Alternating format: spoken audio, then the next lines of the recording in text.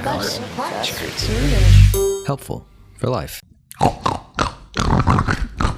It's time for the pigs. Speaking of pork, here's a fun story for you. My sister-in-law has actually eaten raw bacon, and not just like a little raw bacon, like a bite or a nibble, a whole freaking pack, like 10 ounces of raw bacon. I don't know why she did it. It just grosses me out just thinking about it. So know that if you are going to eat raw pork, or really any raw meat for that reason, you are actually risking getting sick. But how do you avoid getting sick?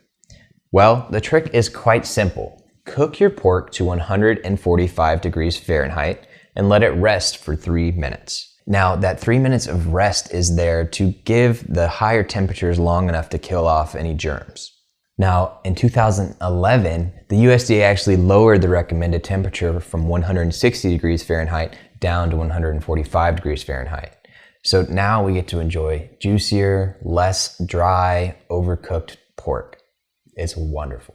However, with ground pork, you still need to cook that to the 160 degrees Fahrenheit for all of the reasons we mentioned with the ground beef. Now, I know you know the answer to this because I've mentioned it over and over and over again. But how can you tell when your pork is done? Ding, ding, ding, that's right. Use that probe thermometer. And guess what? I'm probably gonna tell you about it again. Color and juices, those are not reliable ways, so please use a probe thermometer. By the way, if you learned how to cook pork before 2011, you may have been told to cook all the pink out, but that is not true. You don't need to do that. Pork that has been cooked to 145 degrees may still show up pink, especially if it's been smoked. All right. Well, how should we cook the oinkers? Well, for cuts like a pork chop or a tenderloin, one of the best methods is using that reverse sear that we told you about earlier. So what you're gonna do is you're gonna cook that pork at a lower temperature, either on indirect heat on the grill or on your oven, until the pork temperature gets to be around 130 degrees Fahrenheit. Then you're gonna move it over to high heat to sear it, to finish it off either on the grill or on a pan to get that nice, delicious brown crust we like and to get that internal temperature up to the final 145 degrees Fahrenheit. One of my other favorite ways to cook pork is slow cooked pork shoulder to make pulled pork. Now, I personally like to spice it up kind of with some Mexican spices to use it in tacos and enchiladas and things like that. But a lot of times after I cook it, I'll end up throwing some barbecue sauce on there, and then I'll make me a nice barbecue sandwich or some barbecue nachos. Ooh, I'm hungry right now.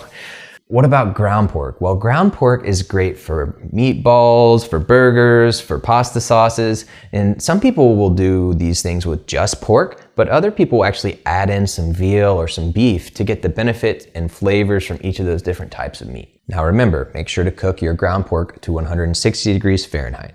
Then there's other types of pork, right? So there's pork belly, there's bacon. Of course, how could we not mention bacon? Then there's ribs and roasts and all kinds of other things. Oh, and of course, then there's the whole hog that my cousin likes to smoke. Is so good, and then gets the skin all nice and crispy. Ooh, cracklins or chicharrones. I really am hungry, so sorry about this. So, some good spices to pair with pork are cumin, ground coriander, and cinnamon. Yes, I did say cinnamon. Don't go adding too much though, it can be overwhelming, but a little bit can really add a nice depth of flavor that will have your guests wondering what makes it taste so good. Well, I really am starving and my stomach is growling, so you know what that means? That's all, folks!